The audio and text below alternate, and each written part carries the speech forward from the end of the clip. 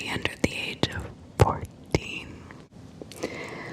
Alright, so tonight, our ghost stories, all of them very true, very true.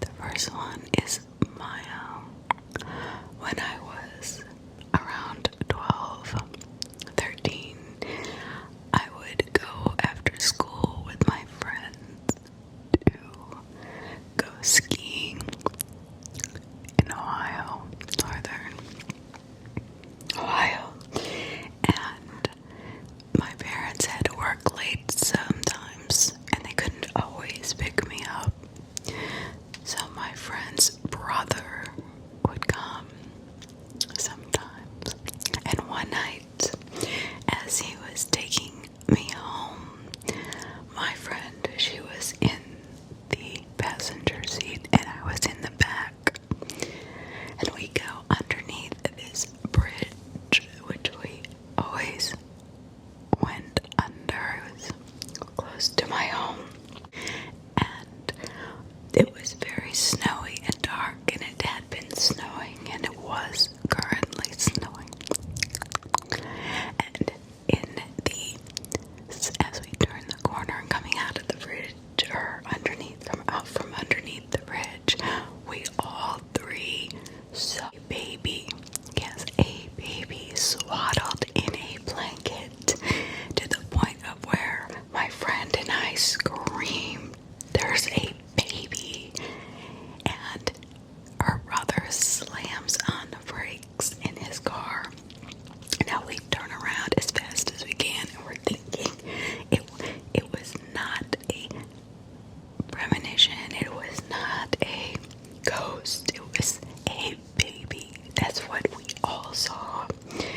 At the same time, in the same colored blanket, it was like a very light pink. And the baby was not crying, he was just lying there on the side of the embankment, heading up into the woods. But when we turned around, there was no baby at all. And this scared us because we didn't know what the heck to think. But this was the scariest part. We got out of the car, and here's the thing, it's like time stood still.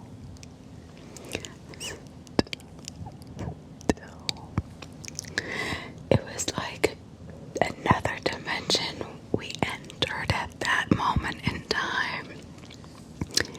The snowflakes were it was like in slow motion coming down, and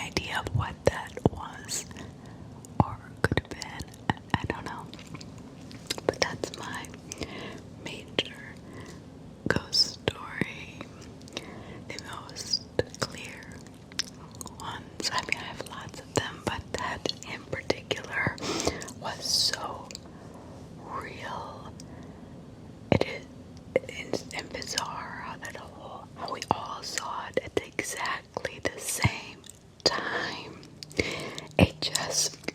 We knew that had to be a baby. It had to be.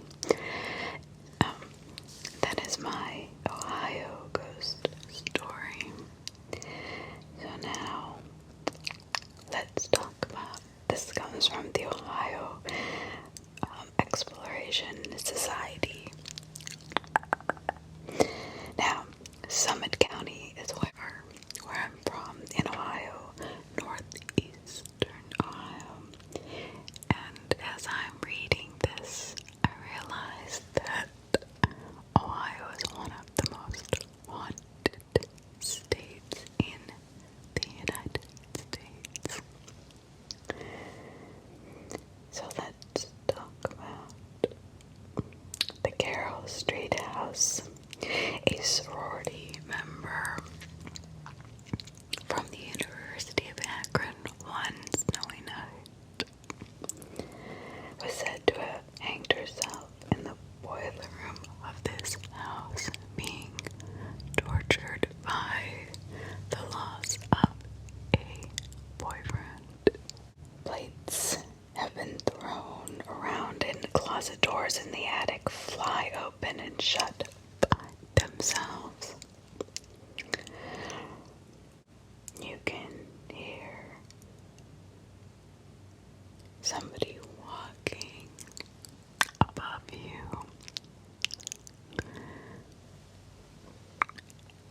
while you're in the basement.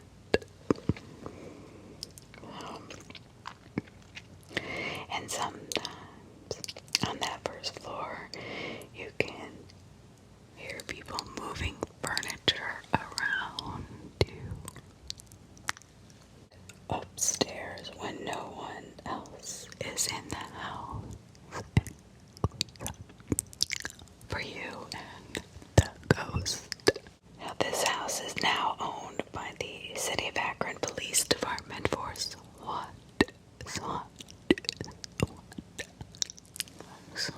training.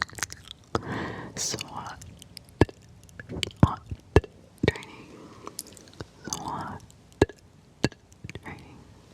At Johnson House, a man named Johnson is said to have haunted his own home. Now used as a business, Johnson built the house nearly 100 years ago. The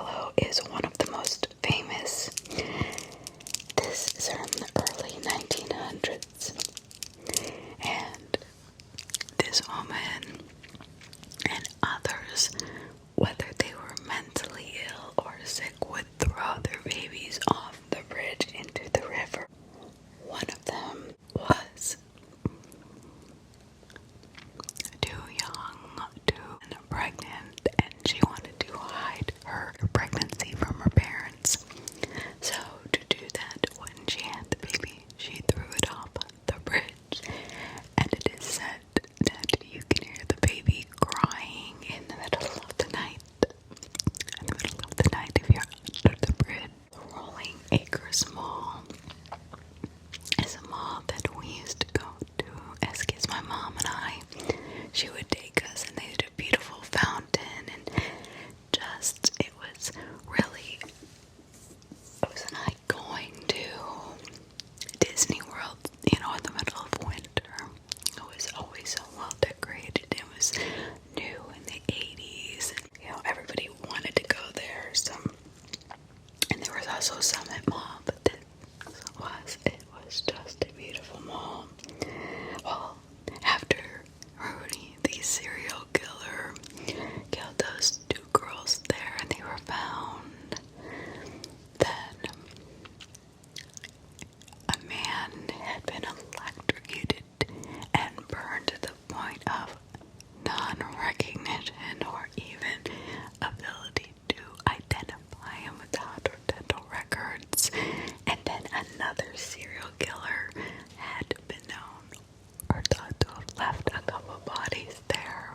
Weird things would happen. So the Rose Hill Burial Park, the back of this cemetery faces several acres of forest. While many people have claimed to see a lady in white, a mist will sometimes cover the ground at night and limit visibility, and that she would be free to walk along the land. Stan Hewitt Hall, which is a beautiful home, it was a mansion. The master bedroom of the mansion is haunted by a lady wearing gray. The ghost, believed to be an English woman who died in the 1700s, may have been inherited with the bedroom. It was originally part of an English manor that was disassembled and fit into architectural plans already in progress. Summit Lake, just outside of Akron. The banks of this lake are haunted by the spirits of children who drowned there. Didn't tell me how they drowned or why, but many children drowned in that lake, and I heard that when I lived there. I did not realize that that was actually the case. And also, when the circus came to town years ago in the early 1900s, a clown had burned to death in a fire in a tent while the circus was going, and he is known to haunt the area as well.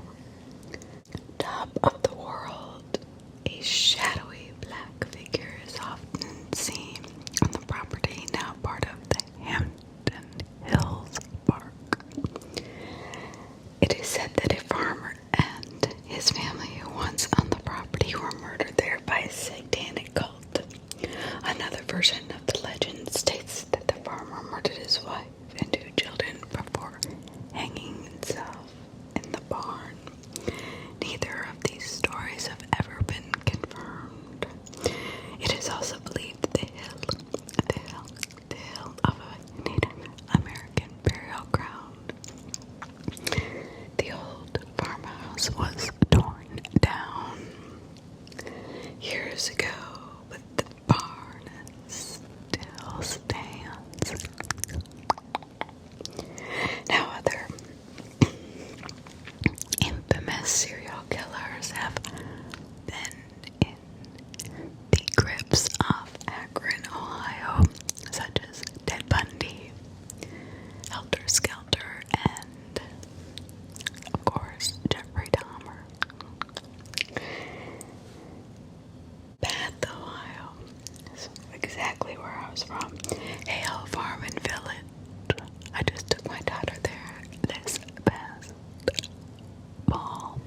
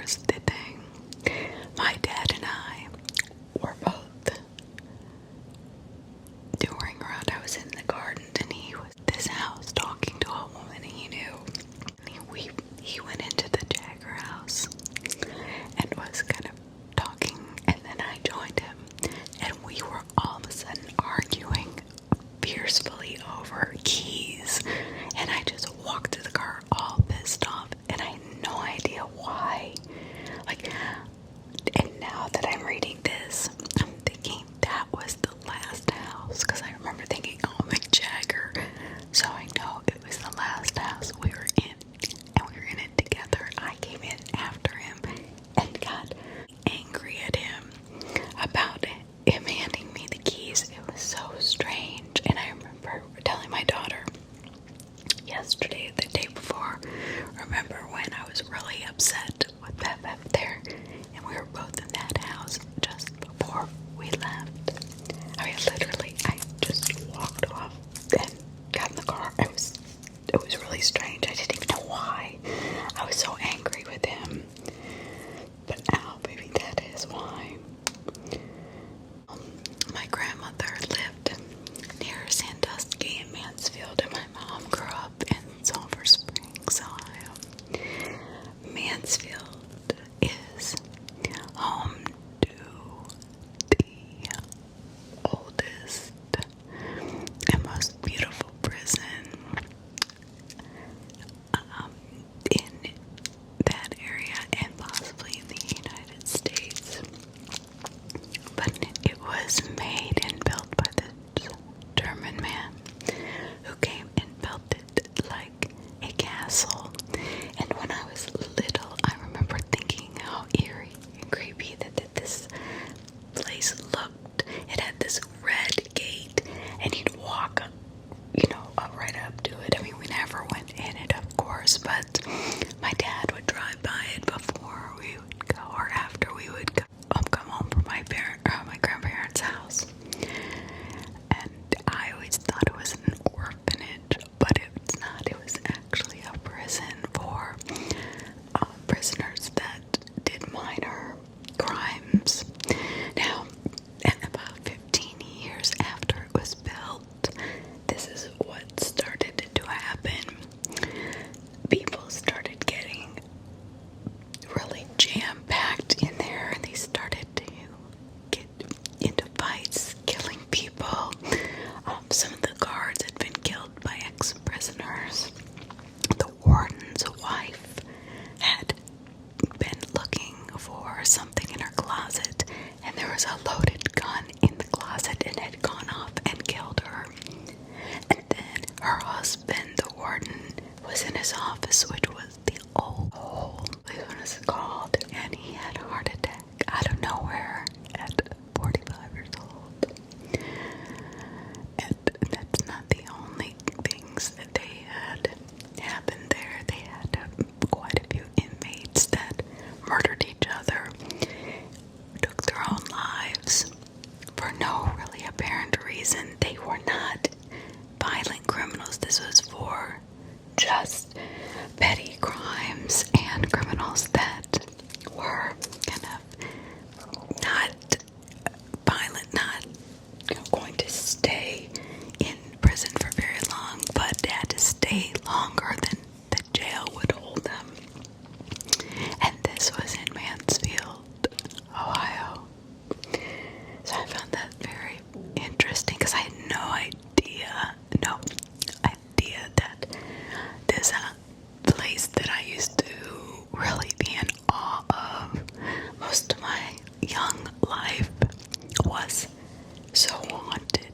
It is known to be one of the most haunted places in Ohio. One of them. There's quite a few, actually. Cuyahoga Valley Scenic Railroad. The apparition of a young man has been seen and felt near the cut north of the peninsula. Occasionally, people have heard the ringing sound of a hammer pounding on the tracks. It is unknown whether the man was a vagrant or real worker in life.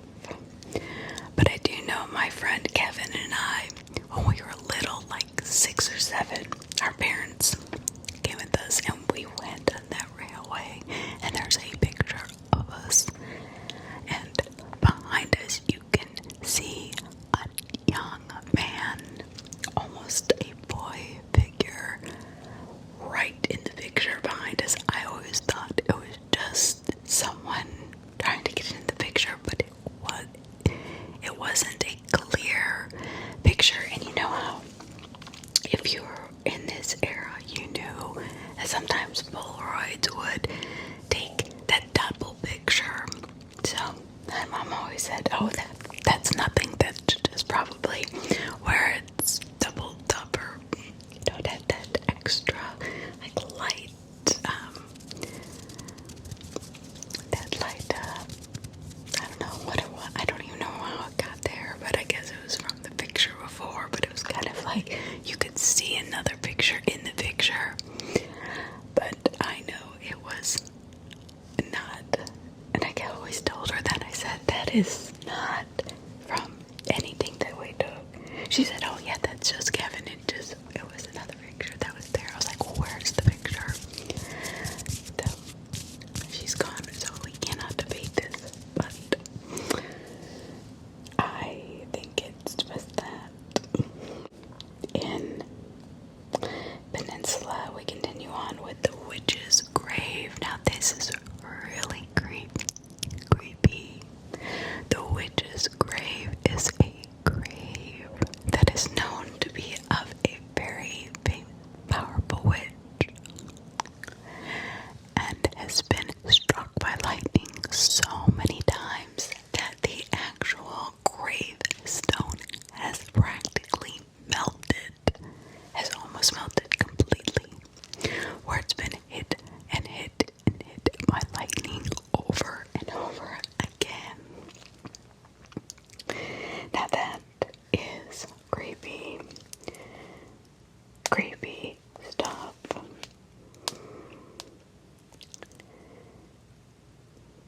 So, those are the ones in the area I was in. But there is also Delta Mill. The mill, this is in Peninsula too. We used to call it down in the valley. And this mill, which I've been by, I had no idea this was actually haunted. But it was haunted by the workers who died in a fire there. Mysterious noises were heard and doors are slammed behind those who enter, who dare to enter, who dare to enter. So an eerie blue light has also been seen along the towpath. Now the towpath is, I'll explain this, there is a walking path, running path, people can ride their bikes all down along the valley, and it's beautiful, but that little towpath has been home to many body discoveries, rapes, murders, and these hauntings, all from the babies in the river. It's kind of all connected to the river, the Cuyahoga River, and I have so many stories when I was younger, like things that would happen. We would go down, it was called the levee, and we would go down there just hang out, and things, weird things would happen. I mean, you would get lost in the woods. I remember apparently the police were coming down there or whatever. We all ran, and I don't know how I even got separated from my friends. They were standing right in front of me, and all of a sudden I was all by myself, running, by myself. There was hundreds of people there. I don't know. So it was like, that was another very strange thing that happened. I remember when I got to the road, I was way up the road, nowhere near my friends, and luckily, my friends actually were looking for me and driving up and down the road, and finally they found me. That was so strange too. And then I was with my friend Matthew and his brother David, and one time we get stuck.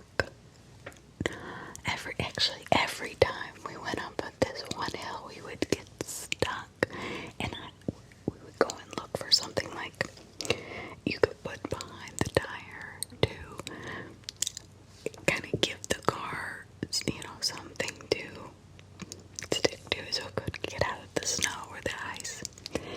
And it was like every time we all heard something in the woods, like, did you say something? Did you say something? I don't know I don't even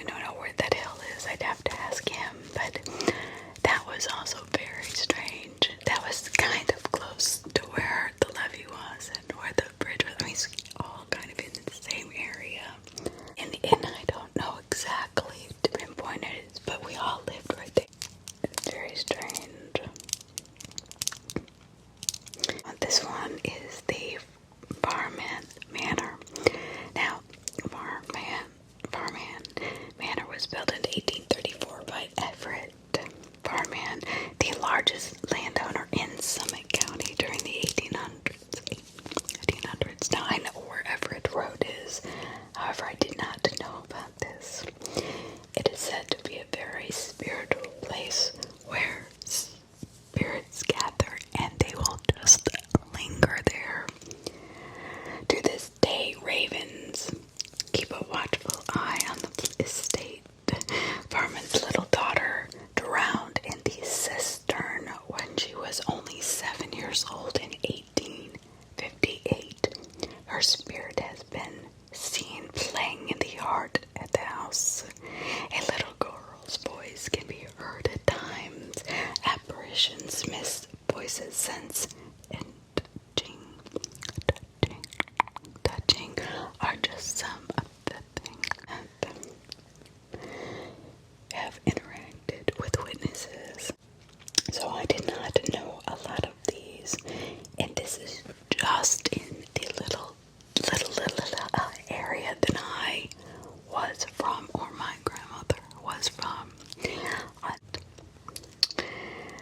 There is a little town in southwestern Ohio. You're coming out of Kentucky, heading towards Columbus, and it's called the town of Utopia. And I have driven through that so many times, and I think to myself, gosh, that's kind of a cool name for a town. Well, here in the 1800s, early 1800s, this French man came and wanted to build this town, and he named it Utopia because he thought the next 35,000 years were going to be world peace.